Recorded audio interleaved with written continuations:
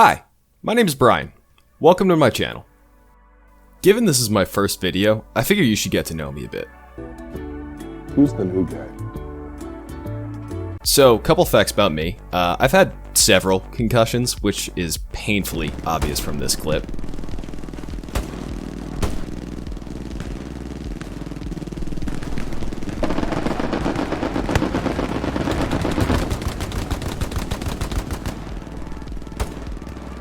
Yeah, I'm doing well. My favorite hobby is mountain biking. Oh! I barely have a grasp on the English language, and they still let me drive. So yeah, see you on the roads. I've been a fan of hardcore and tactical shooters for a while now. Games like Verdun, Squad, Insurgency, and Rising Storm 2 Vietnam all really scratched that PTSD and adrenaline-inducing itch that so few other games can. And while I can't die in real life, I mean, come on, I'm young, I'm invincible. I can experience the feeling of impending doom that comes from simulated artillery barrages.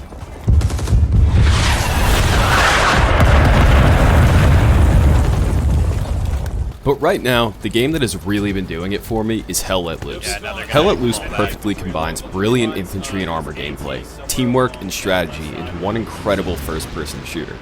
I've noticed that a lot of people have been joining the community since the most recent update, and I just wanted to say welcome, and that today you'll be getting some really valuable waffle brain tips from a guy with a whopping 52 hours of experience in game, 3 days recording and editing experience in real life, and 1 year as the reigning intramural kickball champion of my city. Honestly, shout out to COVID for that one, because you can't take the title from us if all the sports are canceled. I guess you're the winner by default. Default! Woohoo! The two sweetest words in the English language! And while I won't be covering every mechanic, strategy, and feature in this game, I have a couple of tips that I think will be really helpful to new players. As you probably heard from just about every other YouTube tutorial of this game, communication is key to the success of you and your team. Talk with your squad mates and local players about what you see, what direction you're taking fire, or if there's danger ahead. An easy way to do this is to ping spots with your middle mouse button. See an enemy? Ping with the middle mouse button. See a tank? Ping it. Ping everything. And while you're pinging them, use your comms to tell your squad mates and nearby friendlies exactly what you're seeing.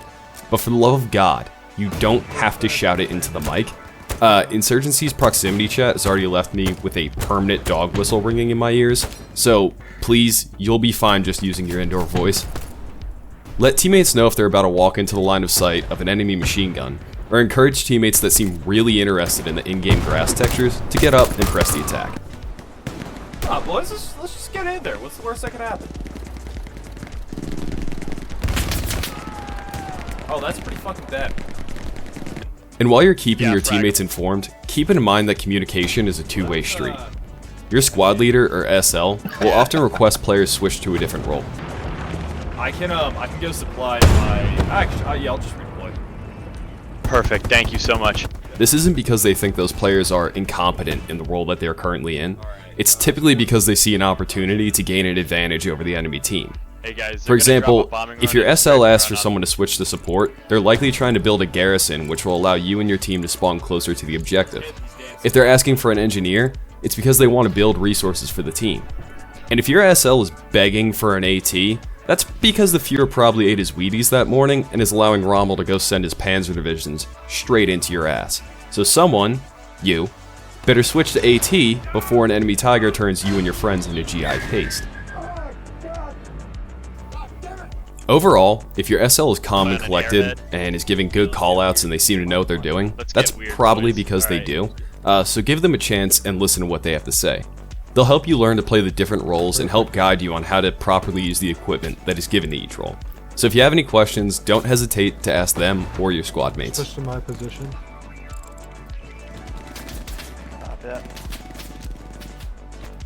For new players, the combat in Hell Let Loose can be tricky to get the hang of. If you're coming from a faster-paced shooter such as COD or Battlefield, you may feel like it's impossible to spot the enemy without getting a free haircut from a kind German with a buzzsaw.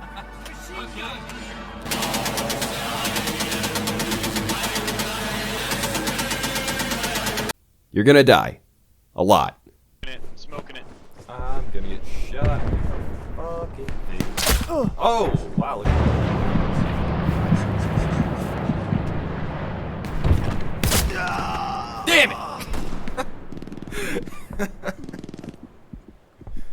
and that's totally okay as long as you try and learn from your mistakes. Boys, as you The biggest tip I probably can give already you found to help you here, survive longer and get there's real a- opportunities to kill the enemy is to slow everything down. Think before moving. Is the thing that you're thinking about moving to cover or concealment? Do you have friendlies around to support you? Where is the enemy shooting from? Pay attention to all the audio and visual cues in the world around you to identify who is who and where you should move to. Use every tree, trench, and ditch to get you across that field.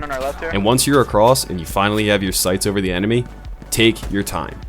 I don't mean move at a snail's pace by any means, but make sure your sights are lined up and that you're targeting the enemy that has the potential to unleash the most havoc on your team if possible. Try to shoot enemies with a machine gun or a rocket launcher first, as they have the power to completely stop a friendly advance. If the enemies are already shooting at you, or they have yet to start firing but they definitely see you, fire at them. Suppress the absolute hell out of them, and you may just buy yourself some time to find cover. If you're constantly on the front lines, you are going to get wounded.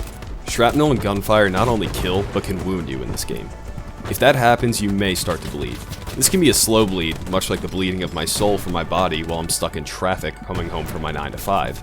Or your character can bleed more like that kid you knew growing up, you know, the one that would get a bloody nose anytime you tried to play with the kids who didn't hit a genetic pothole on the way out of their dad.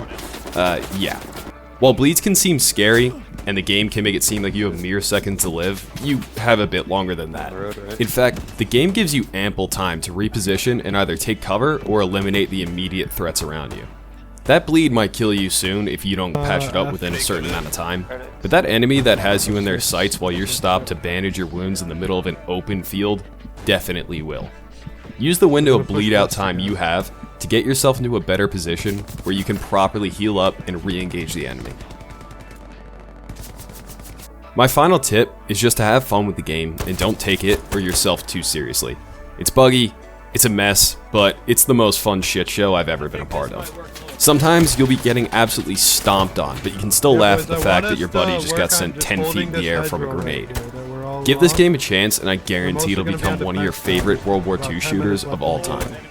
Thanks for watching, and I'll see you guys out there. Please subscribe to catch new videos from me whenever my bruised brain remembers I have a channel now. And please be patient, this is my first video I've ever made, so if the audio sounds off or the editing isn't that great, I hope to get better with time.